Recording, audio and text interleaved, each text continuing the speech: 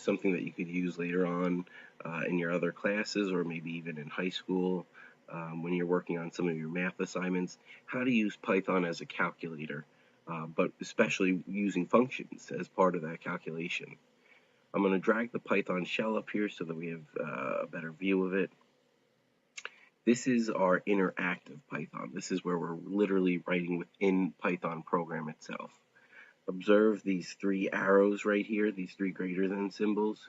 Python is waiting for us to tell it something. So I'm going to start defining the function odd that we were learning about in our lesson. So I type in def for define. I type in what I want to call the function, which is odd.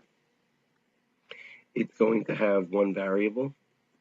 So I put an X in there because I want that to be the name of the variable. You can use any name, letter, word as variable names.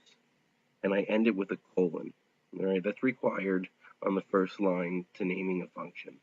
When I hit enter, Python recognizes the fact that I'm creating an object, a function object, that's going to have commands inside of it. So it puts these three dots right here.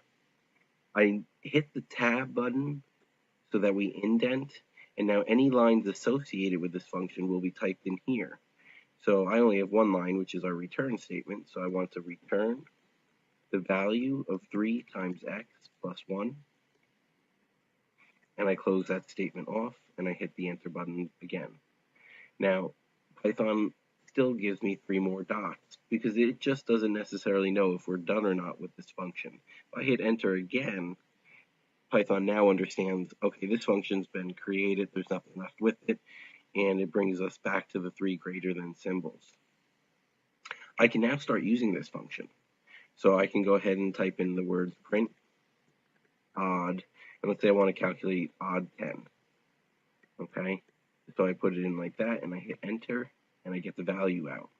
I can do this repeatedly, very quickly, like this. And you can see, or at least to myself, it is easier and faster to type these commands than typing out the actual mathematical formula every single time. I'll make less mistakes in errors in typing, and I can get really quick answers this way. And this is one of the benefits of using functions. In a program, when we use a function, it's nice because then we have this predefined function that's always available to us. But you could use this in your classes if you're working on an equation and you got to do a lot of calculations. You can define your function and then have Python do all the heavy lifting of the calculation itself.